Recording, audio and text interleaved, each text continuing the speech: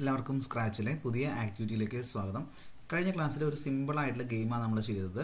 അതായത് നമ്മുടെ സ്റ്റേജിനകത്ത് കുറച്ച് സ്പ്രൈറ്റുകൾ മൂവ് ചെയ്യുന്നു, കുറച്ച് ഫിഷുകൾ മൂവ് ചെയ്യുമ്പോൾ നമ്മൾ മൗസ് ഉപയോഗിച്ച് അത് ക്ലിക്ക് ചെയ്ത് ഹൈഡ് ചെയ്യാൻ സാധിക്കുന്ന രീതിയിലുള്ള ഒരു ചെറിയൊരു ആക്ടിവിറ്റിയാണ് ചെയ്തത്. നമുക്കിനി ആ സ്പ്രൈറ്റുകൾ ഹൈഡ് ആകുമ്പോൾ അതിന് സ്കോർ ലഭിക്കുന്നത് എങ്ങനെയാണെന്ന് നോക്കാം. അതിനു വേണ്ടി നമുക്ക് ആദ്യം ഈ ഗെയിം സ്റ്റോപ്പ് ചെയ്യുന്നു. ഡാറ്റയിൽ പോയി ഒരു പുതിയ വേരിയബിൾ ക്രിയേറ്റ് ചെയ്യുന്നു. മേക്ക് എ വേരിയബിൾ എടുത്ത് നമ്മളൊരു സ്കോർ എന്ന പേരിൽ ഒരു പുതിയ വേരിയബിൾ ക്രിയേറ്റ് ചെയ്യുന്നു. പിന്നെ ഒന്നാമത്തെ ഫിഷാണ് സെലക്ട് ചെയ്തിരിക്കുന്നത്, അഥവാ ഒന്നാമത്തെ സ്പ്രൈറ്റാണ് സെലക്ട് ചെയ്തിരിക്കുന്നത്. അപ്പോൾ സ്കോർ വേരിയബിൾ ക്രിയേറ്റ് ആയിട്ടുണ്ട്.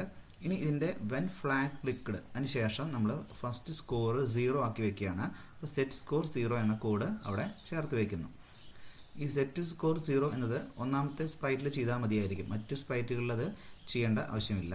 ഇനി ഇവിടെ നമ്മൾ ചേഞ്ച് സ്കോർ ബൈ 1 എന്ന കോഡ് ഈ സ്പ്രൈറ്റ് ക്ലിക്ക് ചെയ്യുമ്പോൾ അത് ഹൈഡ് ചെയ്യുന്നതോടുകൂടി സ്കോർ ബോർഡിനകത്ത് 1 പോയിന്റ് കൂടുന്ന രീതിയിൽ നമ്മൾ ചേഞ്ച് സ്കോർ ബൈ 1 എന്ന കോഡ് വയ്ക്കുന്നു.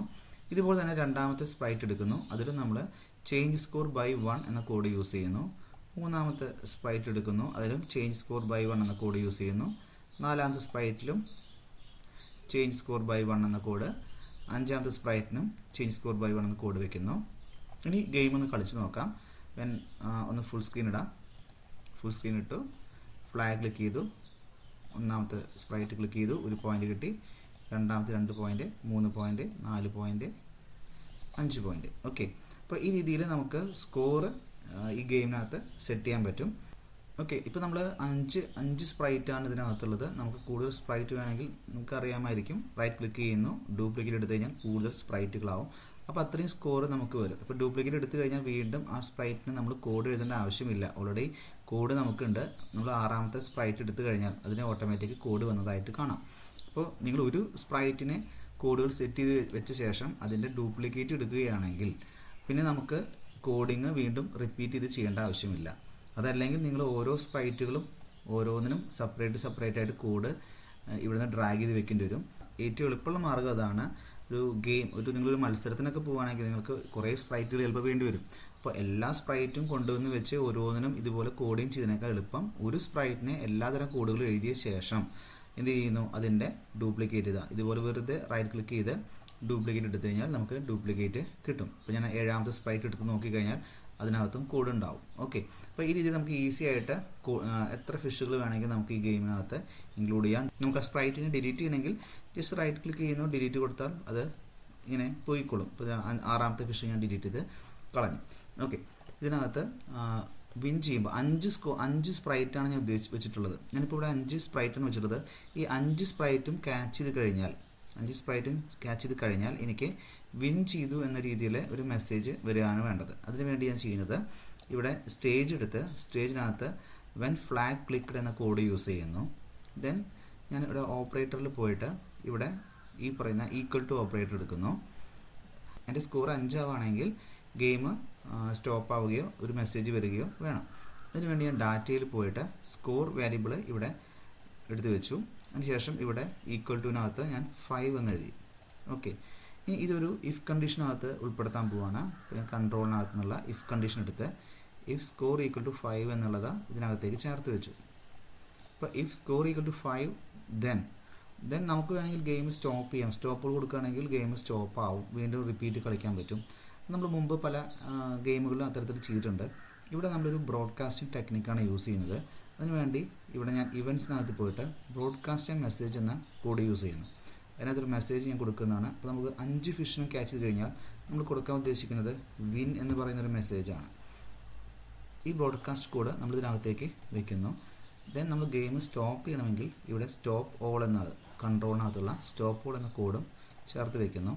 ഇത് ഇതിനകത്തേക്ക് ചേർത്ത് വെക്കുക. ഇത് തുടർച്ചയായിട്ട് വർക്ക് ചെയ്യേണ്ട കോഡായതുകൊണ്ട് കൺട്രോളിനകത്ത് ഫോർ കൂടി ഉൾപ്പെടുത്തുക.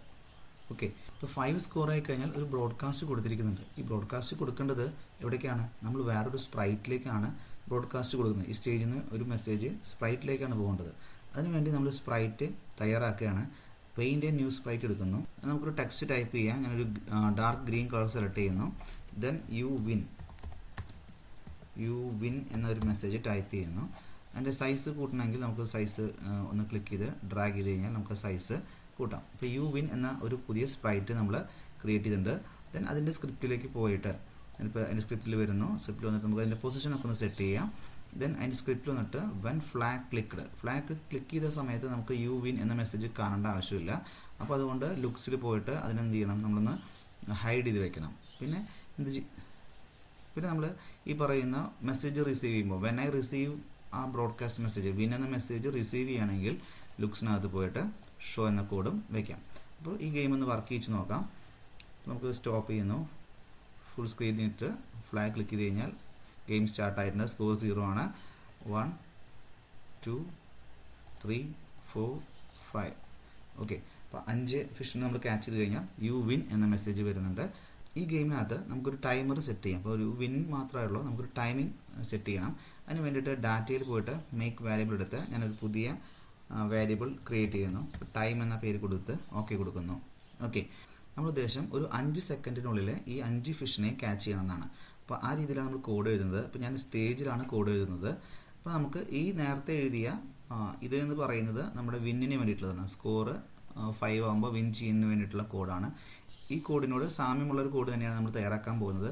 അതുകൊണ്ട് തന്നെ ഇതിൻ്റെ ഒരു ഡ്യൂപ്ലിക്കേറ്റ് ഞാൻ എടുക്കുകയാണ്. റൈറ്റ് ക്ലിക്ക് ചെയ്ത് ഡ്യൂപ്ലിക്കേറ്റ് എടുത്ത് നീക്കി വെച്ചു.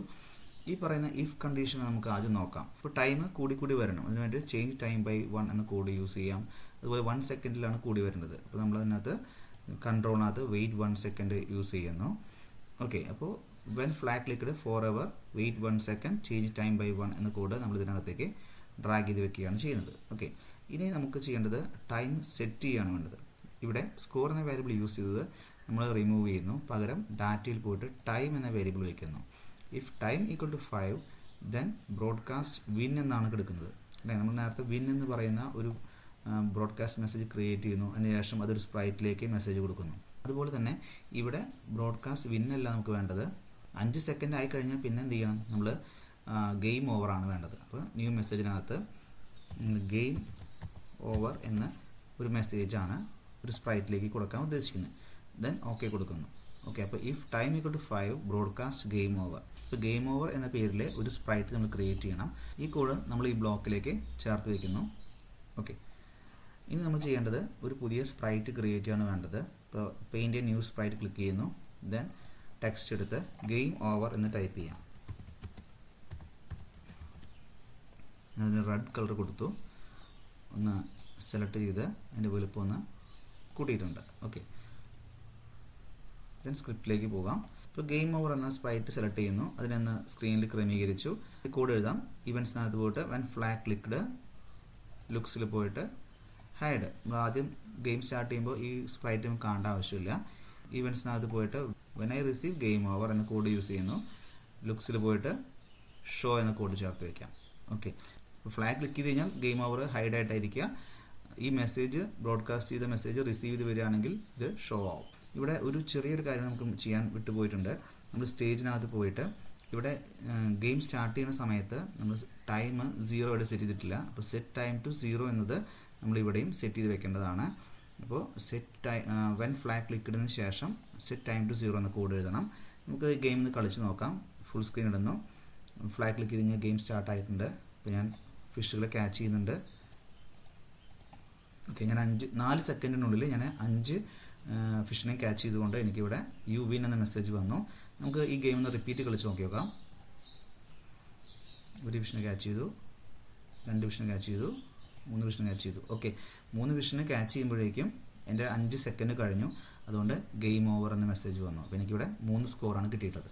ഓക്കെ, അപ്പോൾ ഈ രീതിയിൽ നമുക്ക് രസകരമായ ഗെയിമുകൾ നമുക്ക് തയ്യാറാക്കാവുന്നതാണ്. നിങ്ങൾക്ക് ഇത്തരത്തിലുള്ള ക്രിയേറ്റീവായിട്ടുള്ള ഐഡിയകളുണ്ടാവും. അതെല്ലാം ഷെയർ ചെയ്തിട്ട് നമുക്ക് നല്ല ഗെയിംസുകൾ ഉണ്ടാക്കാം. അപ്പോൾ നമുക്കിനി പുതിയ ടിപ്സുകളുമായിട്ടും ഗെയിമുകളുമായിട്ടും അടുത്ത ക്ലാസ്സിൽ കാണാം. Thank you.